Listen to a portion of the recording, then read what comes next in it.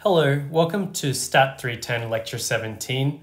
And in this lecture, we're going to finish our discussion on Chapter 9, in particular, going to greater depth on a concept that I just began at the end of the previous lecture, which is the generalized likelihood ratio test for the multivariate distribution. And I think this is a pretty important example that arises in a lot of settings, and it also kind of reinforces a number of the concepts we've learned earlier in Chapter 9. And then we'll kind of wrap up, Chapter 9. And then we'll move, depending on how much time we have left, we'll move into 11.1, which is the which is kind of the next key topic, where we're trying to do comparisons of two samples. So just recall that what we covered in the previous lecture focused on the generalized likelihood ratio test, and in particular the test statistic from the generalized likelihood ratio test. So just should remind everyone here that we have, our data is of the form x1 through to xn, and then we have kind of, coming from some distribution f of x given theta, and then in our scenario here we have general, null, and alternative hypothesis. So the null hypothesis here is that theta is in theta 0, and the alternative is that theta is in theta 1, and we also assume that theta 0 intersect theta 1 is the empty set, so there's no overlap between these two sets. And so the statistic that we use for this, the generalized likelihood ratio test statistic, is this gamma hat, which is this it's the ratio of these likelihoods, but you maximize over these sets. And so we spent quite a while in the previous lecture talking about the scenario where h0 is just a single point, and then h1 was kind of the real line except for that single point. And so we saw that in that case, the numerator is just, you don't need to maximize because it's just over 1 point, whereas the denominator, you're essentially maximizing over the real line, which gives you a maximum likelihood estimate. And then the important thing was, but this is a more general result, and we're gonna see a different example of that today with the multinomial distribution. And then under, and the important result here is that you can actually kind of, look at things like the size of your test and so on, because under h0, you know that -2 log of that test statistic, the generalized likelihood ratio test statistic, converges to a chi-square distribution with degrees of freedom d, where d is this important quantity. It's usually referred to as degrees of freedom. It's the dimension of theta 0 union theta 1 minus the dimension of theta 0. And I was a little bit vague about that definition, but what it kind of means intuitively is just it's just in some sense the number of free parameters in theta 0, or theta 0 union theta 1 minus the dimension of theta 0. So for example, when we looked at when you're just testing one parameter where your theta is in theta 0, where your theta 0 is just 1 point, the dimension of that is 0 because there's no free parameters there. It's just 1 point. But if you're looking over the whole real line, there's one free parameter there, so that dimension is 1. So your d ends up being 1 in that case. But we'll see examples today where that d could be quite different, and we'll see other examples of that through the course as well. So the scenario we look at is a very common scenario that arises in practice, where you have the multinomial distribution. In particular, we'll look at the goodness of fit or generalized likelihood ratio test in that scenario, and we'll derive a general formula, and then I'll start you out on an example that I think you should sort of work through, that will kind of reinforce this this concept. So we have m categories, and I'll denote these categories as 1 to up to m, and then you have n samples or observations, and so these samples are your random variables x1 through to xn that we're usually seen before. And each sample falls into one of m categories. So, for example, if m equals 2, that's kind of that's like the Bernoulli or binomial. But you can have certainly the scenario we're looking at now is so multinomial considers the general m case. the general M case. So that's, you know, you might have, like, as we'll see later, like 3, 4, or 5 different blood types that you might be interested in. So there's, you know, 3, 4, or 5 different categories. Maybe you define categories by states across the US, which could be, you know, 50. So M could be 50 there. And so you can imagine that you have scenarios where each sample belongs to a particular category. And another useful way to kind of summarize your data is that the way your data is often presented as observed counts. So that's O1, O2 up to OM. And then so here we have that OJ equals the indicator that Xi is in J. So this this simply counts the number of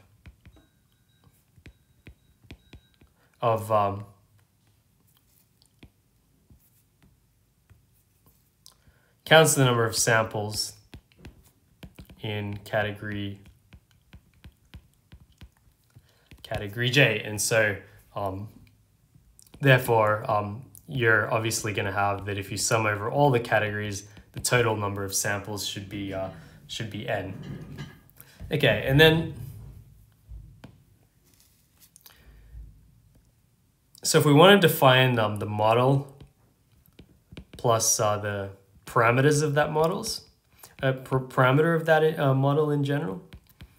So so if we let P1, P2 up to PM, that's going to denote probability of being in category J. So you can think of PJ as just probability. That's just the probability that Xi is in J. Okay, and so the multinomial distribution.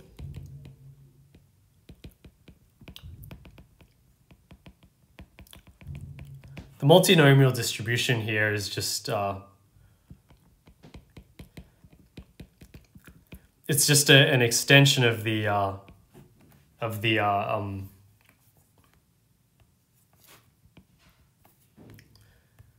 it's just an extension of the binomial distribution, and so that's going to be a function of these the parameters here of P1 through to PM, and that just equals to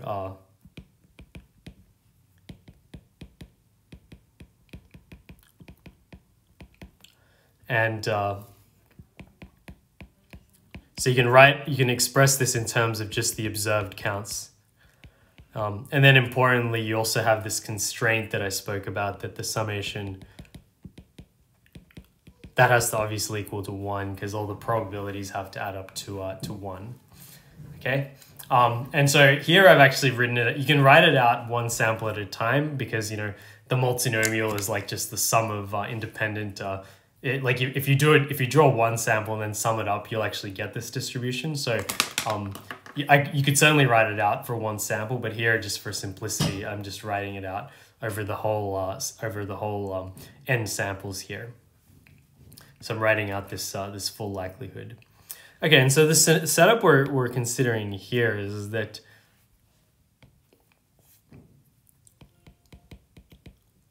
so if we consider the setup where so we have H naught here, which is that Pj equals Pj of theta.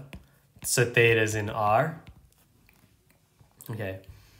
And so another way to write that is that theta 0 is equal to, it's the set P1, P2 up to PM. You obviously have the constraint that summation j equals 1 to m, Pj equals 1. But then you also have the constraint that Pj is equal to Pj of theta. So in some sense, like we'll see an example of this shortly, but there's a lower dimensional representation of your there's a lower dimensional representation of your probabilities through this parameter theta, and then your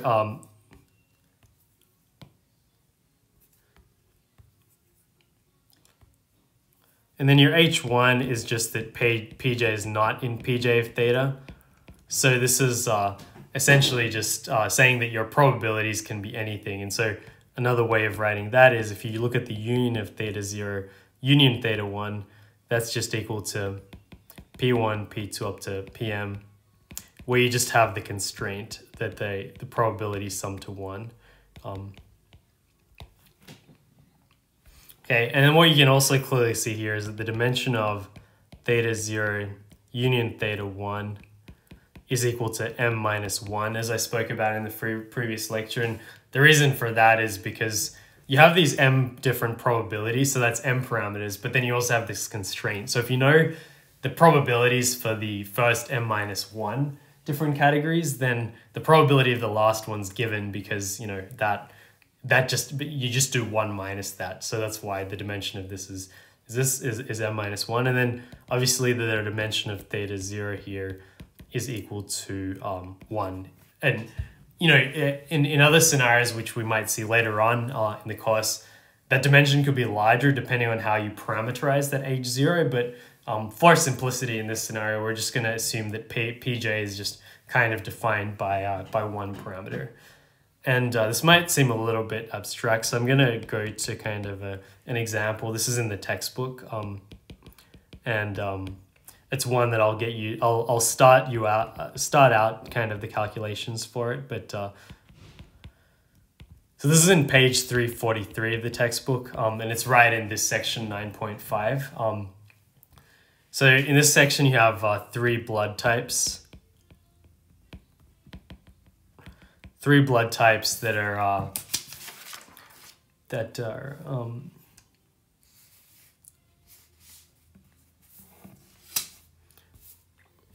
M, Mn, and N. And so here you clearly have, sorry, this M is a bit confusing for notation. M equals 3, that's not the blood type, that's just simply the number of categories. So I'll just say number of categories. Okay, and so clearly in that case, so you have three categories, but then you also have this model. So that's that P1 of theta. That's for blood type N. That's given by this formula. P2 of theta is equal to 2 theta 1 minus theta. So that's for blood type Mn, and then for blood type N. You have this formula of theta squared, and so you can check that, and you also have this constraint that that theta is also some number between 0 and 1. And you can check that summation j equals 1 to, I guess I'll say 3 pj of theta is equal to 1. So you can check that. So clearly in this case, if you have theta 0, that you know, Pj is equal to Pj of theta, then you can clearly see that the dimension of this is just equal to 1. And, you know, because there's only one free parameter here, theta, and then you can clearly see that in general, so as I mentioned before, if your theta 1 here is that Pj essentially does not follow this this kind of this lower dimensional model, then you have the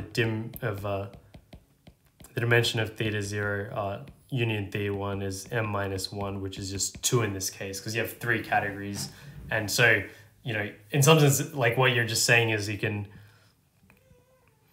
parameterize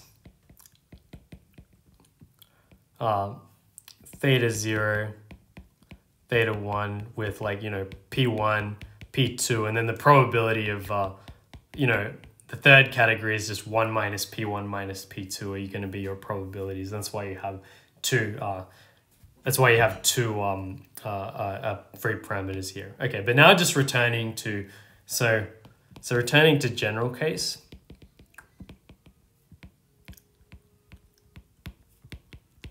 So if we return to the general case, the question is, so, you know, what does the GLRT statistic and test look like?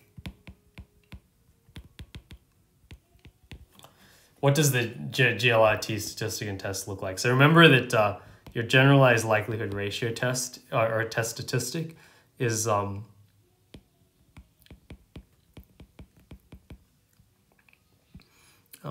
this is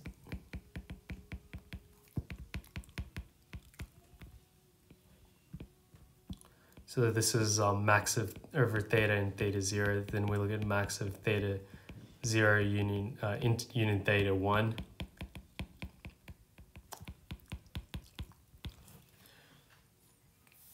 Okay, and then we know that theta 0 is just set P1, P2 up to Pm such that Pj equals Pj of theta. And obviously we also have this constraint that Pj equals the 1, and then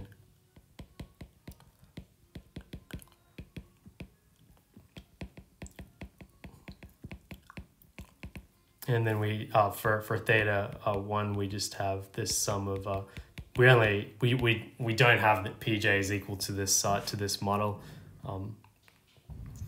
Okay, and then recall that L of we can rewrite this as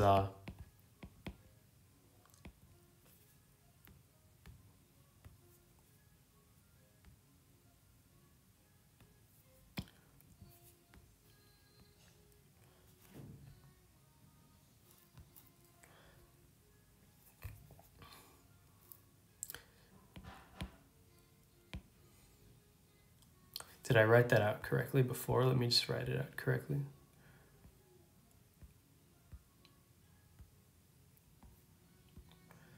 No, so this is actually incorrect. Let me write this out properly. This should be O1 factorial. And a good way to check that is it should just be the straightforward extension of the Bernoulli distribution, binomial distribution that I spoke about.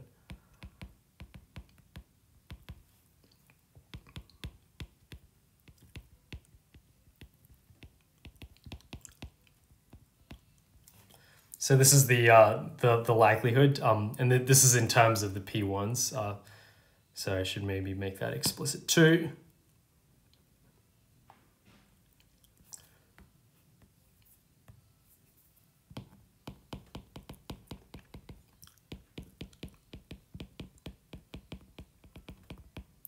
Okay, and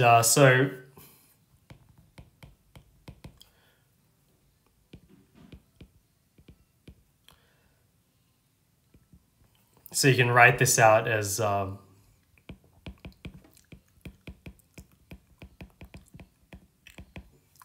then this becomes P1 of theta to the O1, Pm of theta to the OM.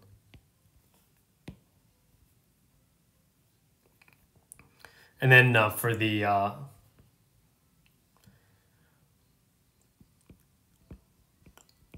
denominator, we're just maximizing over any P1 up to Pm that satisfies that constraint. I won't kind of write that out explicitly.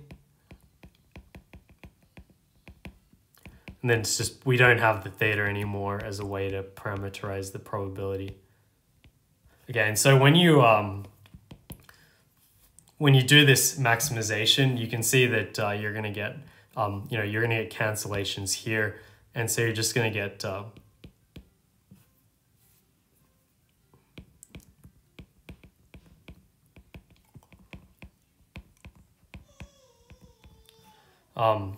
so this is going to be this is going to be the numerator, and then the denominator is going to be p hat 1 ml up to p hat m, and then ml. So this is the maximum likelihood estimates over over your various different, and this is going to be to the power of O1 up to Om. Okay, so I'll write it out actually in more compact form. This is using the product notation to the power of Oj, and then this is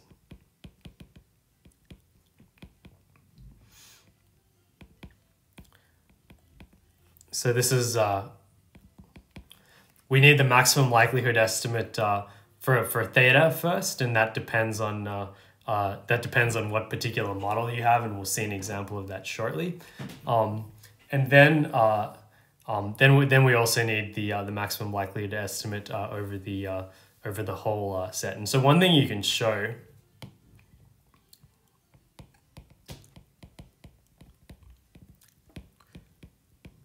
straightforward to show, and I'll leave this to you as an exercise, is that p hat j ml is just equal to Oj over n. And so this is quite intuitive because it's just saying that,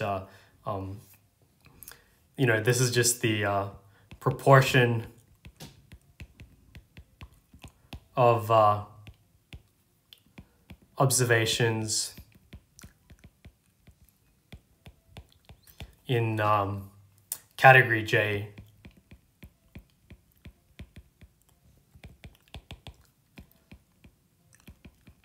Okay, and then I'll leave it, you know, as an exercise for you guys to show that. So that's pretty easy to show if you try to just solve the standard maximum likelihood estimates there.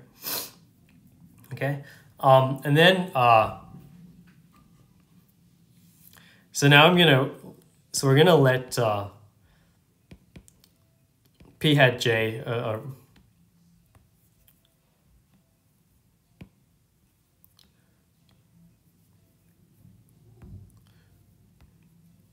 we're going to let pj theta hat ml. I'm going to define this as ej over n. And so what is ej? So ej is the expected number of counts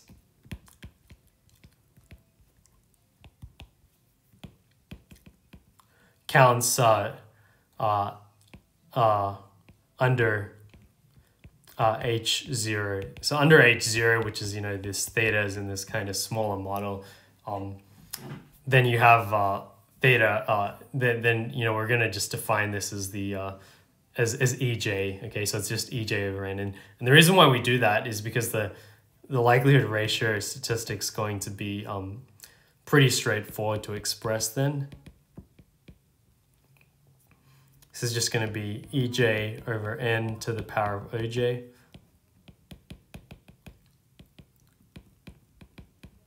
OJ over N to the power of OJ. And so we note that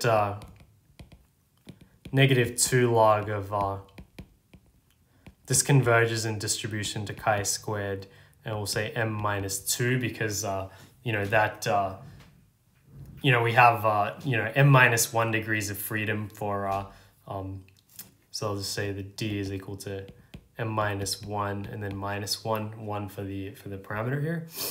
And so what we can, if we write out -2 log of this lambda hat here, this is just -2 log of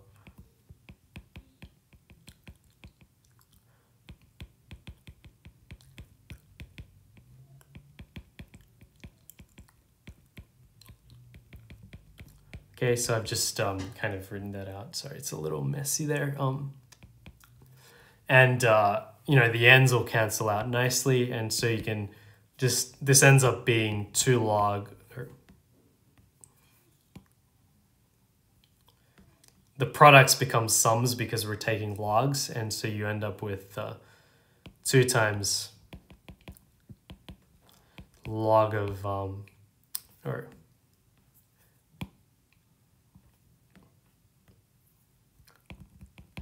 OJ log of OJ over EJ, and we've flipped over the OJ and EJ because we have a negative. So this is very important. So what you end up with is that your -2 log of gamma hat, which is kind of your likelihood ratio statistic, that is equal to 2 times summation j equals 1 to m OJ log of OJ over EJ. Okay, and then in addition, so this is the GLRT statistic for multinomial.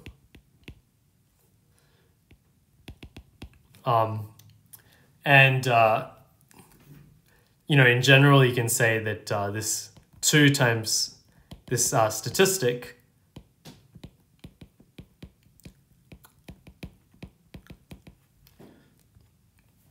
this is going to converge to chi-squared of m minus 1 and then minus the dimension of theta 0. So in our case, that's 1. So but in general, if you wanted to have a higher dimensional model for theta 0, you could. And so this is kind of a very, very useful result. And so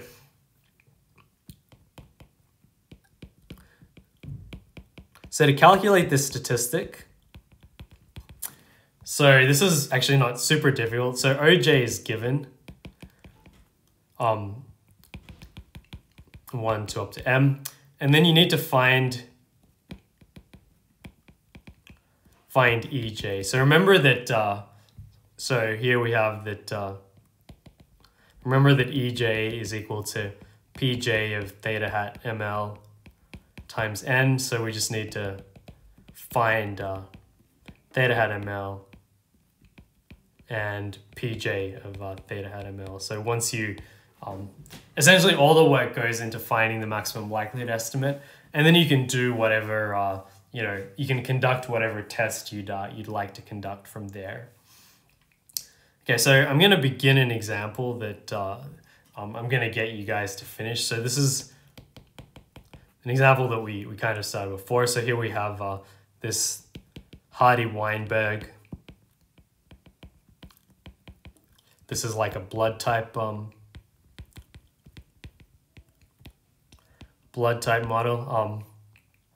And so the data, as we mentioned, will typically be in the form of observed counts. So for the types M, Mn, and N, so to be clear, this is on page 343. So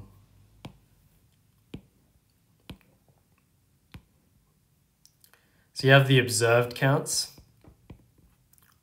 and so you're going to have, so there's, in the data set you have the 342, 500, and 187. So the total number of samples N is equal to 1029.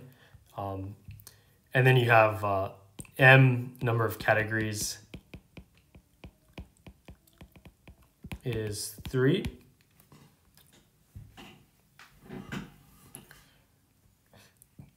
And so clearly you have O1 equals to 342, O2 equals 500, and O3 is equal to 187.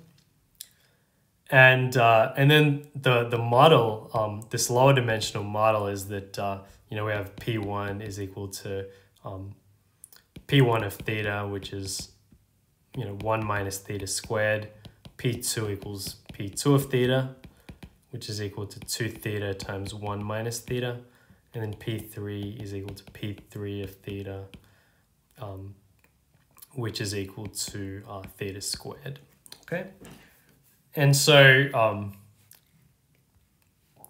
as an exercise,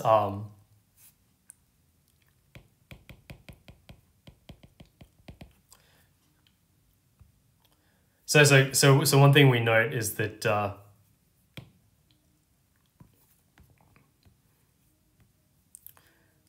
so our H naught here is that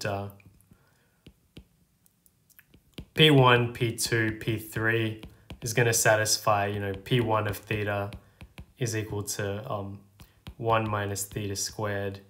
P2 of theta is equal to 2 theta, 1 minus theta, and then P3 of theta is equal to theta squared. Our H1 is just any sort of general model. So we have P1, P2, and, or this is, sorry. So this is not exactly, so this is,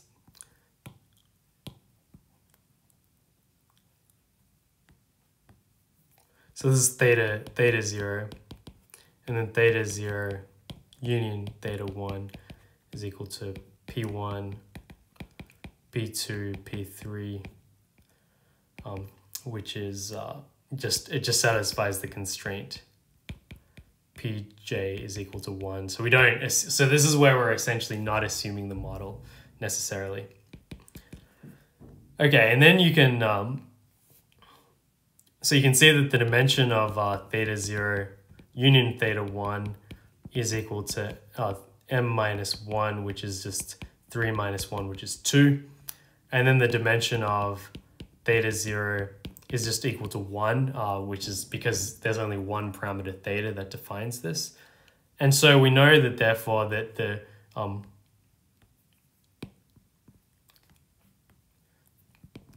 GLRT statistic is just simply 2 times the summation j equals 1 to 3 OJ log of OJ over EJ. And we know that that thing converges to a chi-squared 1 distribution. So essentially I'm going to just step out how you do this. So so I'm going to leave this as an exercise for you, because this is, I think, a really good way to kind of test like that you understand the material really well. And it also like covers some topics on maximum likelihood estimation, which which is clearly something that we need in chapter 9 as well. So I'll divide it up into parts. So the first thing is to find theta hat ml, and this is going to be in terms of the and you can express this in terms of the data. So you can first express it in terms of O1, O2, and O3, and then you can express it in terms of the data, and then we hence find E1, E2, E3, and then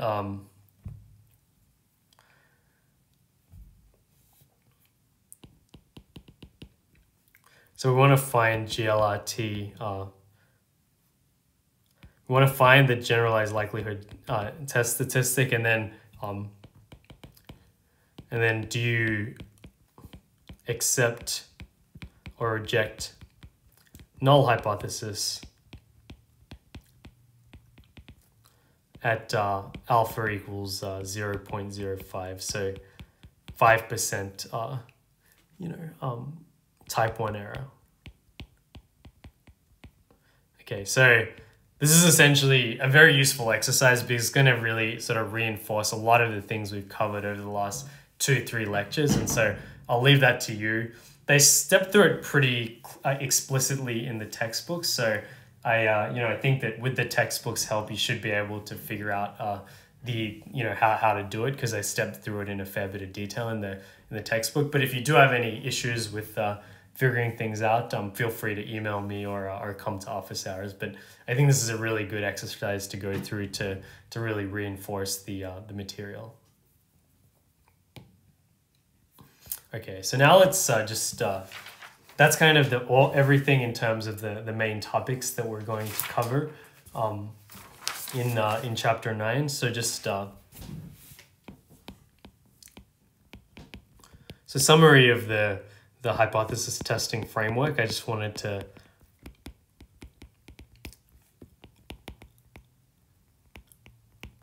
we kind of covered a number of topics, and I think one of the take-home messages that I pointed out right at the beginning that I also wanted to kind of re-emphasize again, and hopefully you've seen this through the chapter, is that in terms of calculations, there's not that much difference between chapter 8 and chapter 9, and this was actually reinforced by the that duality that we learnt between hypothesis tests and confidence intervals, that you could kind of show that the calculations effectively end up giving you the same thing. But the main thing to really take away from chapter 9 is really the knowing the framework, so like the null, the alternative, and the framework associated with things. And so I'm just going to quickly kind of step through that now. So in the hypothesis testing framework, you have, you know, typically you have, as we spoke about, x1, x2 up to xn is, you know, it has some distribution, f of x theta. And then you want to do hypothesis test. Hypothesis test will involving theta. So the goal of chapter 8 was to estimate theta. The goal of chapter 9 was to do some test of theta, like does theta equal a specific value? Does it lie in a certain range? And so you're going to try to do a test. So the testing, so just to go through the general procedure in steps, and these are things that are good to just kind of keep ticking off in your mind. The first thing is we need to find H0 and H1. So typically, you know, you're going to have H0, theta's in theta 0, and H1, which is that theta's in theta 1, where you assume that there's kind of no intersection between these two models. Okay, and so we saw a number of examples of that, where those those hypotheses could be simple or composite or one-sided or two-sided, and we derived kind of various nice properties of that. Then the next thing we needed was some test statistic. So, you know, for example, you know, we saw that, you know, theta hat ML could be a good test statistic, because it's typically a good estimate for theta, and so that really uses the concept from chapter 8. But then we also learned about the LRT and GLRT gamma hat, and so this was a very useful statistic, because we found that for simple hypotheses, it's the most powerful test for a given size, so it's a very good statistic. And then we also showed that we could, you know, derive the distribution, and so that's really the next key thing, which is the distribution of the test statistic under H0. So remember that you don't know your theta, but under H0 you hopefully might have some idea of what your theta is. And so, you know, we learned that for the GLRT that, you know, that we had this cool result that -2 log of converges in distribution to chi-squared d, where d is the difference of these two dimensions of these sets. Or another way to interpret that is degrees of freedom or the difference in the degrees of freedom of your model. And then you know, in other cases, for example, for theta hat ML, maybe you could use like you know, the central limit theorem, or what we know about the asymptotic distribution of theta hat ML. So you could say, or use concepts from chapter 8 to understand distribution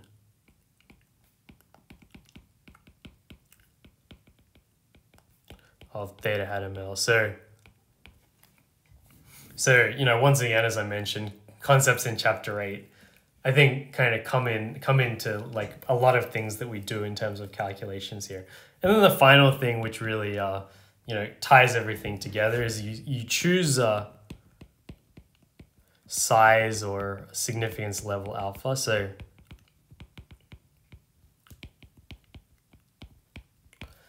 you choose size or significance level alpha. So often alpha is chosen to be 5% or 0.05. And then you want to determine acceptance or rejection regions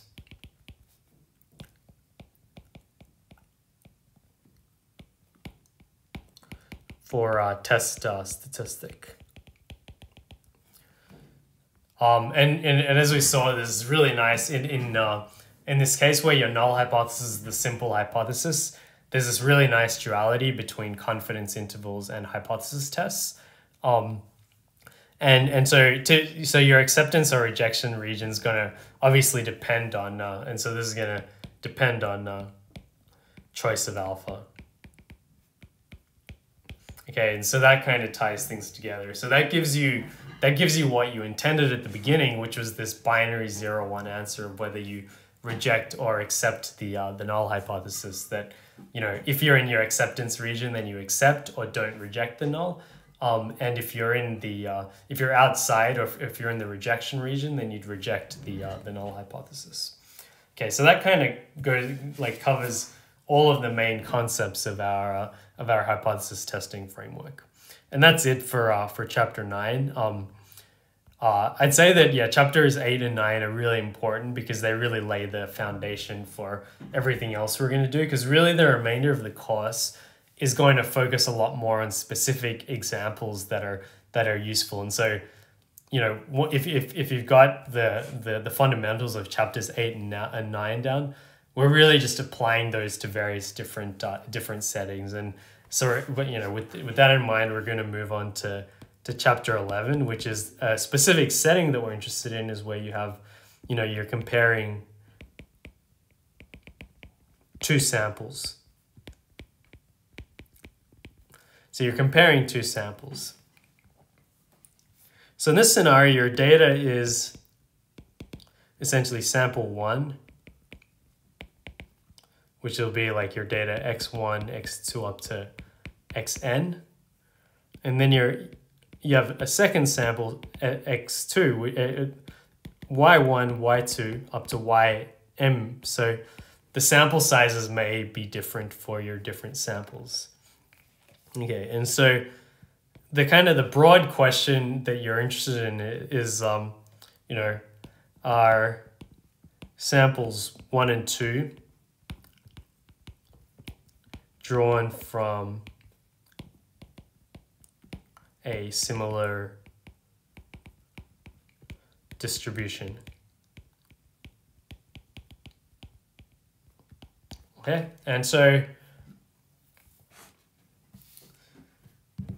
you know, there's lots of examples where this is important. So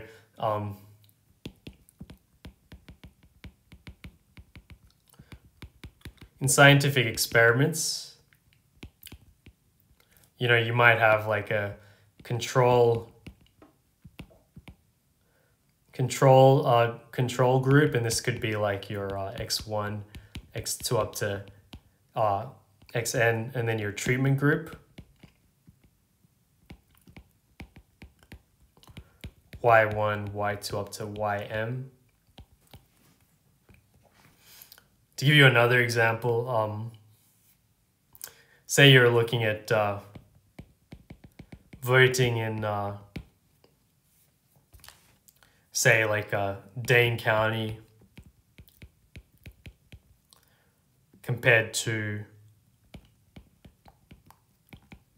Milwaukee County.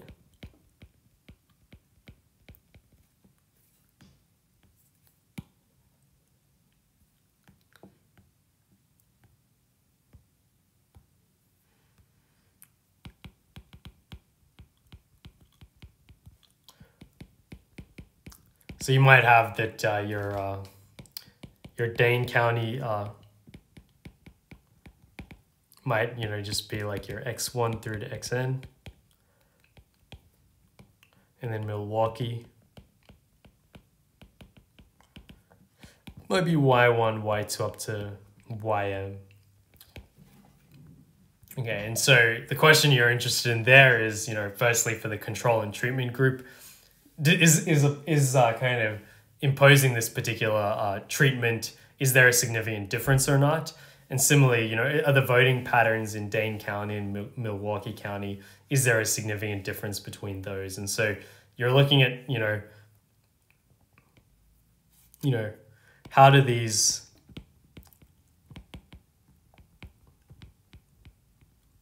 samples compare? Okay.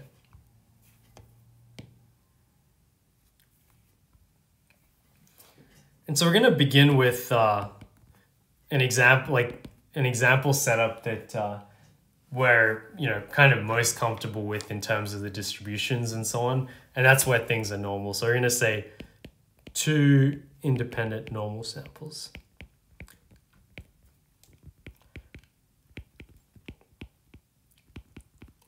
And normal distributions are always a good place to start because we kind of understand those distributions best, and they also provide a foundation for many other setups that we're interested in.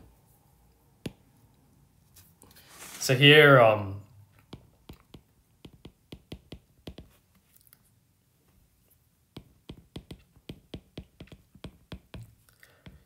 these are all normal, and then you have a mean of mu x and then a variance of sigma x squared.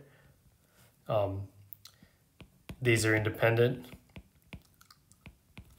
And then you have y1, y2 up to ym. And these are normal with a mean of mu y and a variance of sigma y squared. And these are independent. And we also assume that these samples are independent of each other. So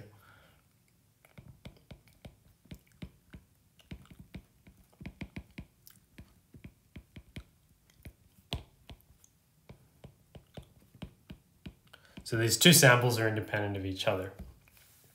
Okay, and so the question that you're interested in typically is that, so from a hypothesis testing perspective,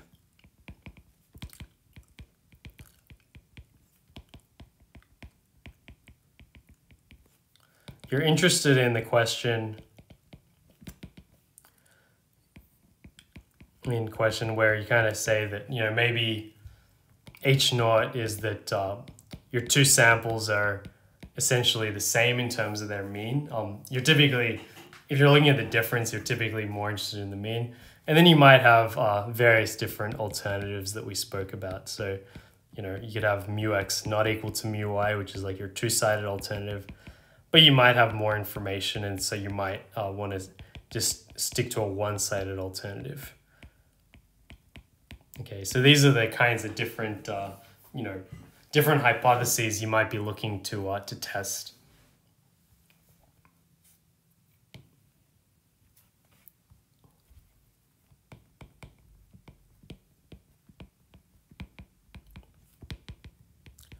How do we test these hypotheses? So you obviously need a test statistic. And so what makes the most sense here? So we have, let's think about the statistics that we typically use for a normal distribution. So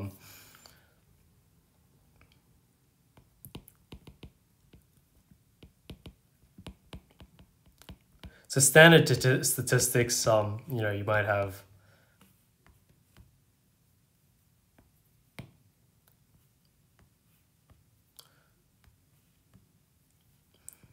x bar, which is 1 over n.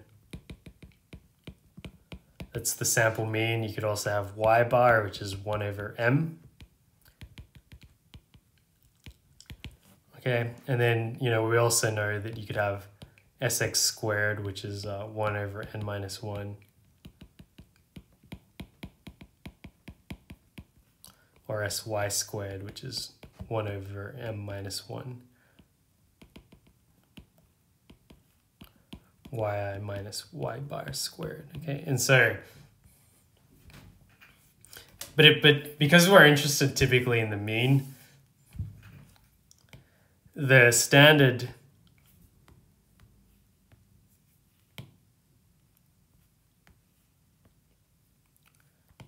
to test difference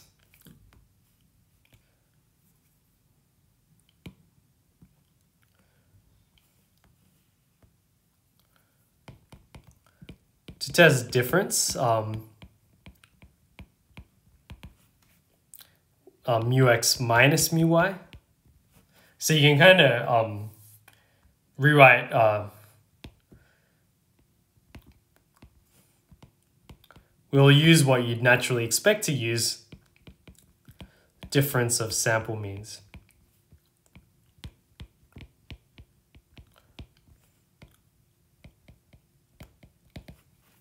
So you have that your difference of your sample means, which is x bar minus y bar. Okay, so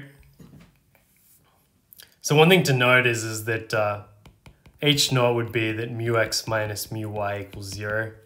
And then your h1s, they can all be expressed in terms of the difference. So we have 1, which is mu x minus mu y, is not 0.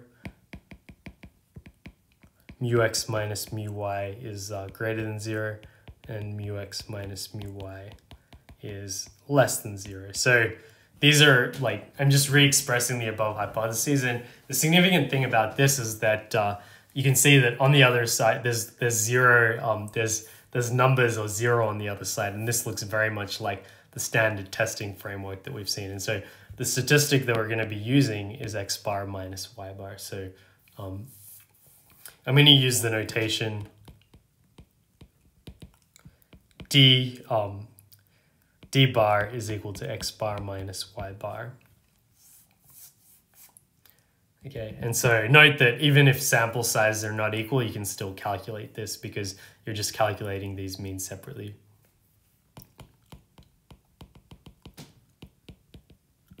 So what's the distribution of our d bar, which is x bar minus y bar?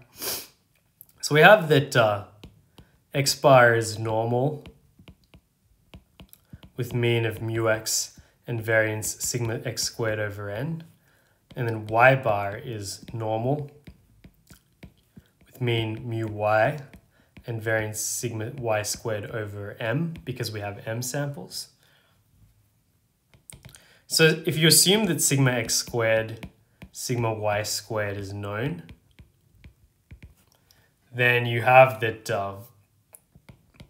x bar minus y bar is going to be normally distributed. And this is where we're using properties of the normal distribution and independence, mu x minus mu y.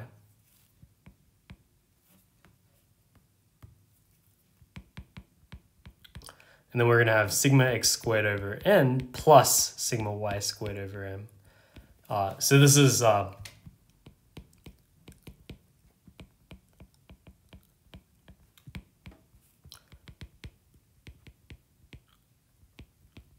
so since the samples are independent, the variances just add up. And so just to kind of explain why that's true, e of x bar minus y bar is just equal to e of x bar minus e of y bar.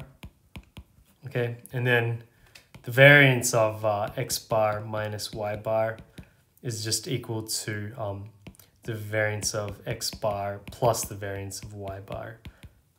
And this is since they're independent.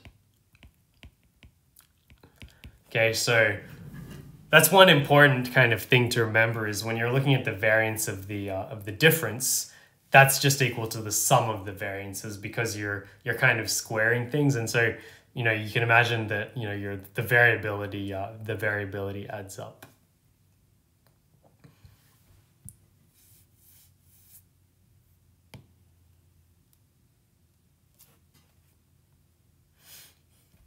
Now we're going to look at a couple of different cases. So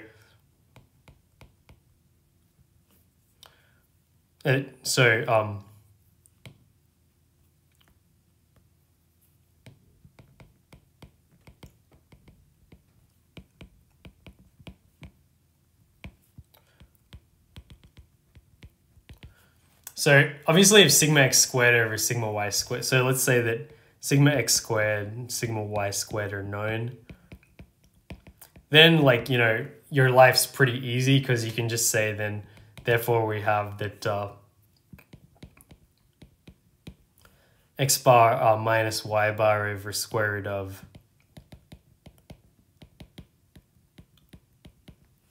And then this thing,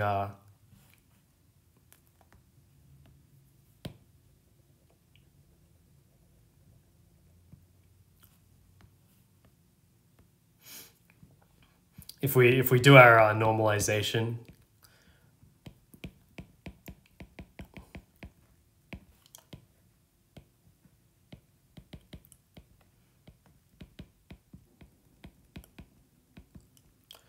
this thing converges in, or this thing is actually equal in distribution to normal 0, 1. So once again, with normality, everything kind of works out nicely. And so therefore, just do a standard z-test. So under H0, which is mu x minus mu y equals 0, we have that x bar minus y bar over sigma y squared over m. This thing is just a normal 0, 1 random variable. So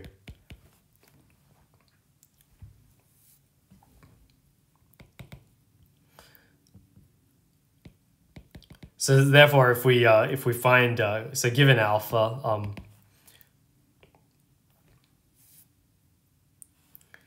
you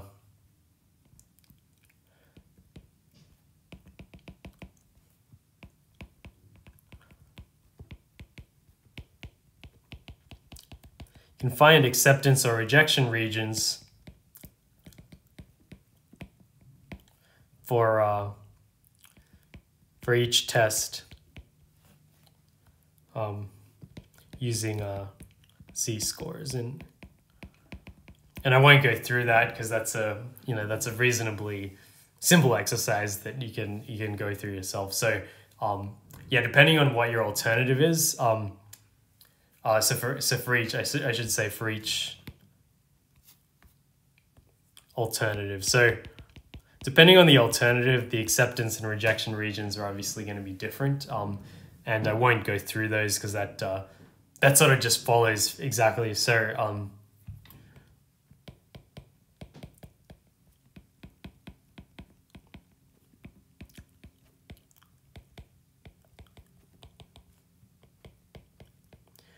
it follows exactly what is covered in chapter 9. And the other thing you can do is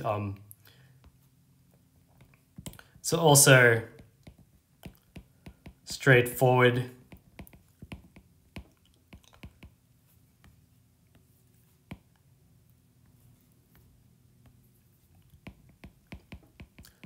to find confidence intervals, to find 1 minus alpha times 100% confidence intervals